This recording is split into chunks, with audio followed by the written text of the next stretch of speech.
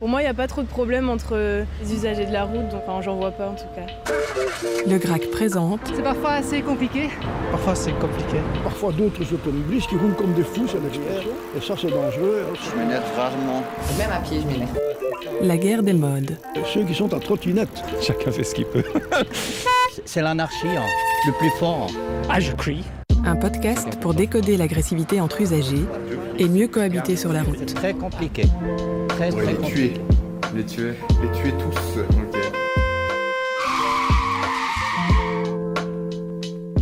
Épisode 2, la goutte de trop. Tout au long de l'année, c'est de la violence diluée, mais c'est quand même une accumulation de violence. Et là, ça a été la goutte de trop. Lors de l'épisode précédent, nous avons abordé la question du clivage entre les différents types d'usagers. Dans cet épisode, nous nous plongeons au cœur du sujet. Qu'est-ce que l'agressivité sur la route ? Comment prend-elle naissance ? Et comment réagir lorsqu'on y fait face ? Aujourd'hui, nous avons rendez-vous avec Claire et Stéphane. En 2020, ce couple de Bruxellois est sur le chemin du retour après avoir effectué quelques courses en ville. Alors qu'ils roulent à vélo le long de l'avenue Louise, ils se retrouvent aux prises avec un automobiliste visiblement agacé par leur présence. Rapidement, au premier feu rouge, on a eu une voiture qui était agressive, qui faisait des accélérations et autres. Mais en tant que cycliste, on se met devant les voitures au niveau des feux rouges. Et voilà, je crois que c'est ça qui était peut-être la situation énervante pour l'automobiliste. Donc la voiture était déjà bruyante et signifiait son énervement. Et à chaque feu rouge, la voiture, à plusieurs reprises, nous a dépassés en nous frôlant et en faisant des queues de poisson. Voilà, donc c'est arrivé sur deux ou trois feux rouges. En étant chaque fois plus dangereuse, jusqu'au point de toucher le vélo. Et Elle a touché votre vélo ? Oui, la voiture a touché le vélo. Et vous n'êtes Heureusement, je ne suis pas tombé, oui, voilà. Maintenant, c'était vraiment une volonté de... Enfin, en tout cas, je l'ai vécu. Je ne sais pas comment ça se passe de l'autre côté du pare-brise, mais moi, je l'ai vécu comme une volonté de m'écraser ou de me faire tomber. Ce qui était assez étonnant. On n'en a pas... On était à deux, on n'en a pas rajouté d'une façon ou d'une autre. On n'a même pas regardé la voiture. C'est qu'on s'est mis dans sa position, parce qu'évidemment, à cet endroit-là, les voitures vont très vite jusqu'au feu rouge, et puis on les rejoint. Enfin voilà, donc c'était peut-être... on s'est mis à la position logique des cyclistes. Et ça commence à ce moment-là, puisque c'est à ce moment-là que j'ai la mauvaise réaction. D'ailleurs, en ayant eu très peur, je crois que c'est une situation de survie, mais ce con, il a failli me mettre par terre. En fait, c'était tellement énorme. Là, j'ai réagi pas de manière très intelligente, puisque j'ai poursuivi la voiture, et j'ai pris mes clés que j'avais à la ceinture, et j'ai griffé la bagnole. Ce con veut m'écraser. En fait, c'était l'air de dire, je veux pas laisser passer, ça ne me va pas. En fait, c'était une façon de dire, mais il pourrait me tuer, quoi. Enfin, c'était... voilà. Moi, j'étais derrière, et c'était un peu comme dans un film. Je le voyais vraiment devant moi, peut-être, je sais pas, 25, 50 mètres. Et je vois dans la lumière un éclat brillant, comme un canif que tu ouvres et tout. Mais là, je vois cet éclat et je me dis, ah, ça y est, c'est la merde. Parce que je voyais bien que t'allais lui rayer sa grosse bagnole. Et après, donc de derrière, je te vois tu vas dans une allée à droite et il te fait demi-tour. Oui, enfin, bon, à ce moment-là, il veut me poursuivre, quoi. Et je vois cette bagnole qui appuie, l'automobiliste qui appuie sur le champignon, et je me mets à crier, mais va dans le bois, va te cacher. Mais évidemment, t'étais déjà dans le bois, tu m'entendais pas, mais moi j'étais hyper stressée. Et à un moment, je vois plus la bagnole, mais je vois qui sort du bois un espèce de halo de poussière. Je me dis, bon, voilà, la bagnole est rentrée dans le bois de la Cambre. Ouais, en fait, elle m'a poursuivi, en fait. Mais sur des pistes qui étaient des pistes pour piétons, dans la forêt. Donc il voulait vraiment en découdre.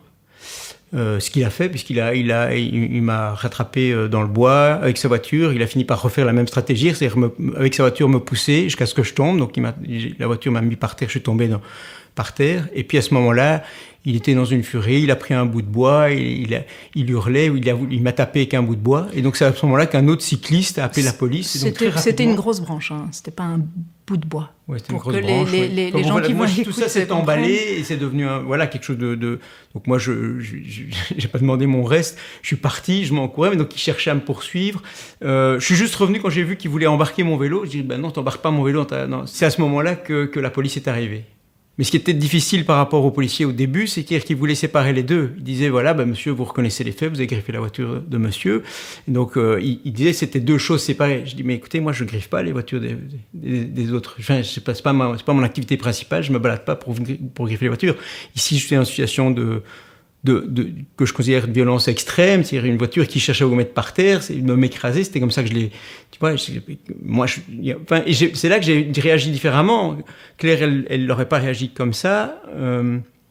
Et vous, Claire, si on revient à ce moment donc, où l'automobiliste fait une queue de poisson, est-ce que vous auriez réagi d'une autre façon? Comment ce serait manifesté finalement éventuellement votre peur, si vous en avez ressenti? Mais moi, au bout d'un certain nombre de feux rouges dans cette contre-allée, je me suis dit, bon, on arrête de se mettre devant lui. Il va nous continuer à nous enquiquiner. Donc, si moi j'avais été toute seule, je me serais mise sur le côté. Je l'aurais laissé dans sa bêtise et puis c'est tout. Et quelque part, le fait de se mettre devant, c'est affirmer qu'on est là et qu'on a le droit d'être là. Et moi, j'aurais peut-être laissé tomber pour éviter la confrontation, parce que la confrontation, elle me mine et je la vis mal après. Donc, j'aurais pas fait ça et en aucun cas, j'aurais dégainé mes clés pour griffer la bagnole. Mais je ne condamne pas du tout le geste de Stéphane.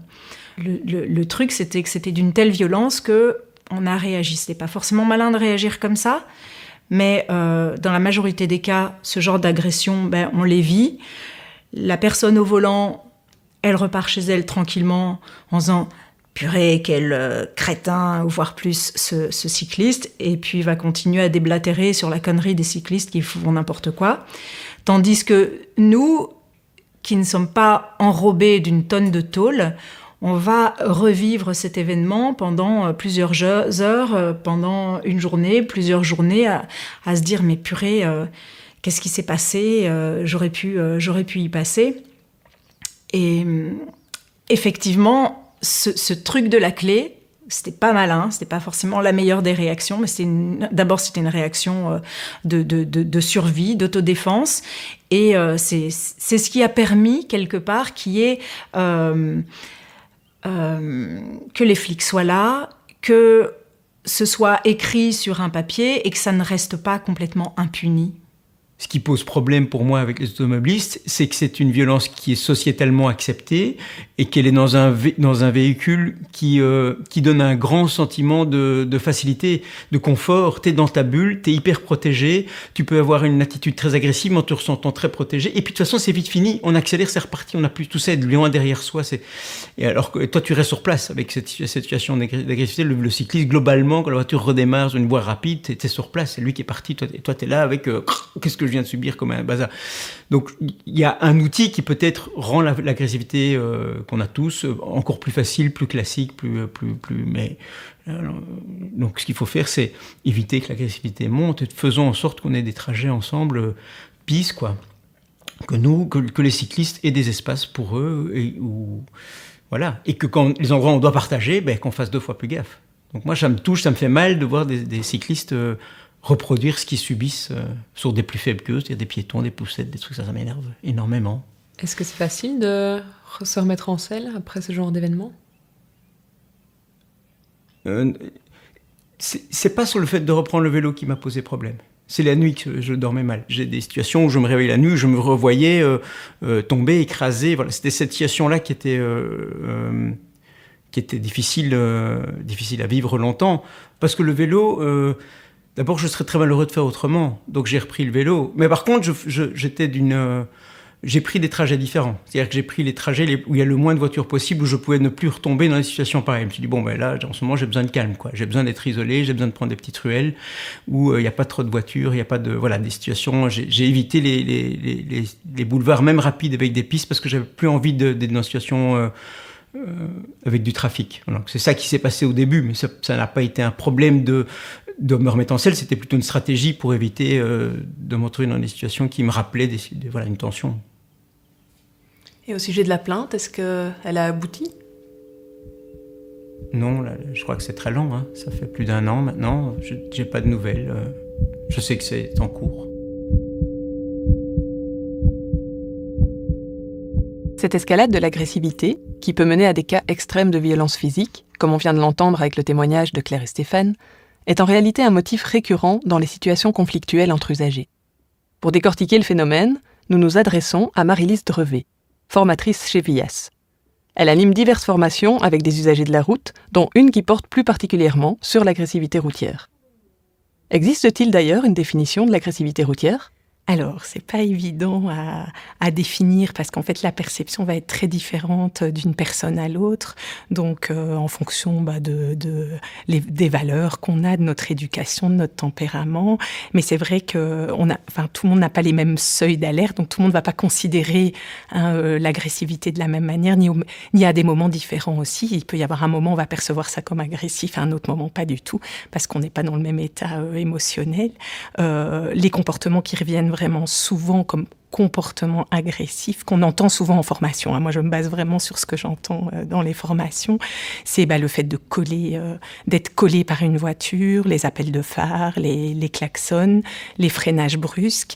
Et alors, pour certains, le non-respect du code en général va être perçu comme une agressivité de l'autre conducteur. Nous l'interrogeons sur les facteurs qui favorisent l'agressivité sur la route. Il y a plusieurs types de choses. Soit il y a du stress qu'on emmène avec nous sur la route, donc on prend de la maison, puisque la voiture, c'est un peu le prolongement aussi de chez soi. Donc on emmène dans sa voiture un petit peu toutes ses frustrations et ses stress. Et donc on peut accumuler sans forcément s'en rendre compte. Et puis il peut y avoir un élément qui va intervenir et qui va faire déborder le vase, en fait. Ça peut être un élément. Ou alors simplement, ça va être des situations sur la route qui vont générer l'agacement, puis l'énervement, puis éventuellement la colère. Mais vraiment, la peur. La peur, c'est vraiment le sentiment, qui va générer vraiment de l'agressivité parce que les gens se sentent en danger. En fait, c'est l'instinct de survie. Donc ça va beaucoup plus facilement faire sortir l'agressivité au moment où on a peur parce qu'il y a un comportement on se sent en danger, en fait. Marie-Lise aborde le fait qu'en voiture, on se sent un peu comme chez soi. C'est effectivement le constat d'une enquête européenne, selon laquelle 20% des Belges considèrent être dans leur bulle quand ils sont en voiture, et 18% estiment ne plus être les mêmes lorsqu'ils sont derrière un volant. Des chiffres très largement supérieurs à la moyenne européenne qui avoisine les 10%. On a une espèce de pulsion, je crois qu'il y a quelque chose qui s'opère quand on prend la voiture chez certains. Il existe même une expression dédiée, créée aux États-Unis dans les années 80, afin de qualifier les formes extrêmes d'agression intentionnelle de la part d'automobilistes envers d'autres usagers de la route. La road rage ou rage au volant. Ah, je crie, je fais le geste. Du coup, on se pose la question. Est-ce que la voiture favorise les comportements agressifs ? En fait, ce qui se passe, c'est que dans la voiture, par rapport à l'espace qu'est la voiture, on est un peu dans sa bulle. Et en fait, on est un peu comme si on était chez soi. Et donc, du coup, ça va générer aussi un comportement qui est différent du comportement qu'on aurait dans la file d'un supermarché. Et puis, il faut savoir qu'en voiture, comme on peut pas communiquer, on interprète tout le temps. Un cycliste va interpréter aussi, parce qu'il va pas pouvoir communiquer avec l'automobiliste. Mais du coup, en fait, comme on n'arrive pas à communiquer, en fait, on n'arrête pas d'interpréter les choses. Et en fait, c'est ça qu'on travaille beaucoup en formation. C'est pour nous, quelle est la cause du comportement ? Et attention, qu'est-ce que moi j'ai mis comme grille d'interprétation au niveau de la manière dont j'ai vu les choses ? Est-ce que c'est vraiment des faits ou est-ce que c'est teinté de toutes mes valeurs, de toutes mes expériences précédentes, de tout ce que j'ai déjà vécu sur la route, en fait ? Et cette interprétation constante des comportements des uns et des autres sur la route peut, au final, être à l'origine d'une véritable escalade dans le conflit. Donc en fait, ce qui se passe, c'est que parfois, au temps zéro, il se passe quelque chose. Le premier conducteur a une réaction, ou le premier usager a une réaction. L'autre ne s'est pas du tout rendu compte de ce qui s'est passé. Donc lui, il arrive au temps 1, au premier comportement qu'il interprète comme agressif, et alors c'est parti. Donc par exemple, une queue de poisson peut venir en réponse à un autre comportement de l'autre conducteur, qui en fait ne s'est pas rendu compte qu'il avait gêné un autre conducteur. Du coup, il commence, lui, à être agressif aussi, en se disant, mais pourquoi lui, il me fait une queue de poisson? Et du coup, il répond, et c'est comme ça, en fait, que ça monte. Et ce qu'il y a, c'est qu'à ce moment-là, on se détache complètement, on est dans l'action et puis dans son cerveau. Et donc, on va réagir vraiment niveau primaire, c'est-à-dire qu'on va faire des choses qu'on ne ferait jamais d'habitude, en fait. On sait que certains publics sont plus susceptibles de prendre des risques sur la route. Par exemple, les hommes plus que les femmes, les jeunes plus que les plus âgés, etc. En est-il de même pour l'agressivité? Autrement dit, existe-t-il des prédispositions à se montrer agressif sur la route? Alors, je pense pas qu'il y ait de profil type.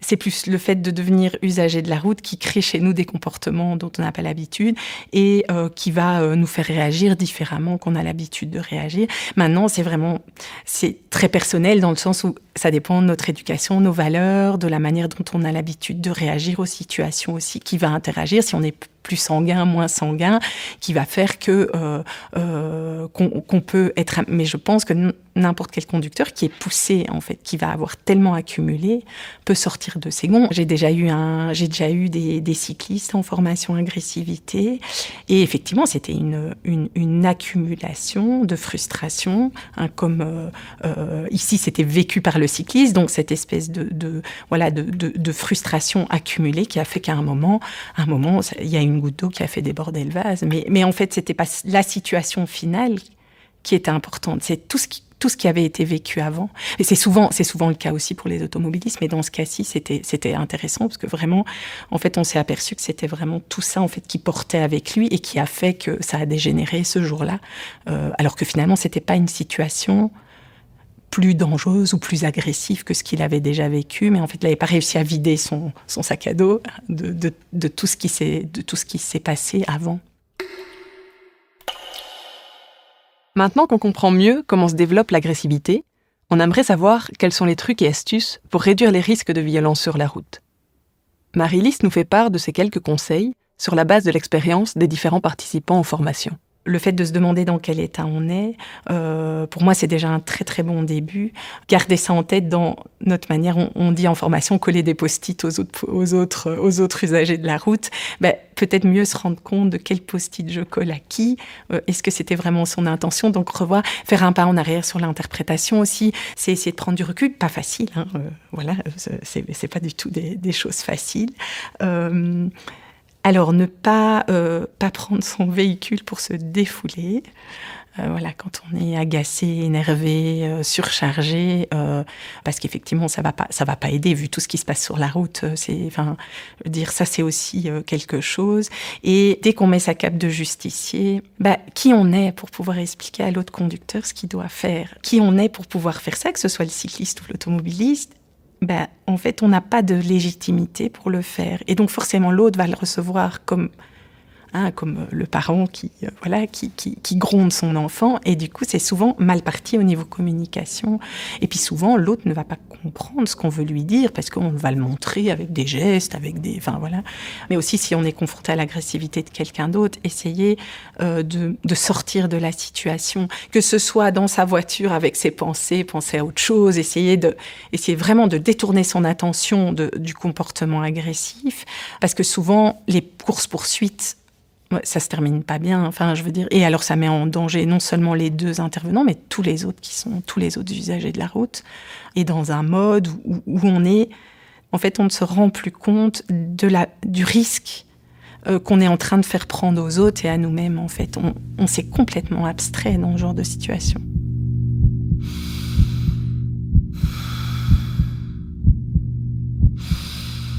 Résumons. Réfléchir à son état d'esprit avant de prendre la route, éviter d'endosser sa cape de justicier et essayer de s'extirper des situations tendues. Et toujours prendre du recul. Bon, nous arrivons à la fin de notre exploration du jour et on vous remercie pour votre écoute. On espère que cet épisode a pu vous apporter, tout comme à nous, quelques clés utiles pour décoder les situations que l'on rencontre chaque jour sur la route. Je ne sais pas si vous avez remarqué, mais la question du respect du code est apparue régulièrement, mais en filigrane, au cours de ces 2 premiers épisodes. La prochaine fois, on vous propose donc de nous pencher plus spécifiquement sur cette thématique. Et avant de se quitter, un dernier petit tour de conseil pour rester zen sur la route. Faisons de la méditation avant de sortir. Voilà, non, je sais pas, être plus gentil, plus aimable. Voilà, voilà. Et puis sortir de chez soi en se disant ça va aller, quoi. On n'a pas trop le choix. Partir à l'heure. Ça, c'est le plus important. Et, il faut partir à l'heure. Il faut anticiper que les autres ils vont faire des bêtises, oui. D'être moins stressé sur la route. Je pense que les gens sont fort stressés, fort pressés, fort en retard et que du coup ils roulent comme n'importe comment. Voilà. Qu'on soit bien sur la route et qu'on fasse attention. Et qu'on respecte le code de la route. Ce podcast est réalisé, dans la bonne humeur, par le GRAC Les Cyclistes Quotidiens et produit par Twins Audio, avec le soutien de la Fédération Wallonie-Bruxelles, de la région de Bruxelles-Capitale et de la Wallonie.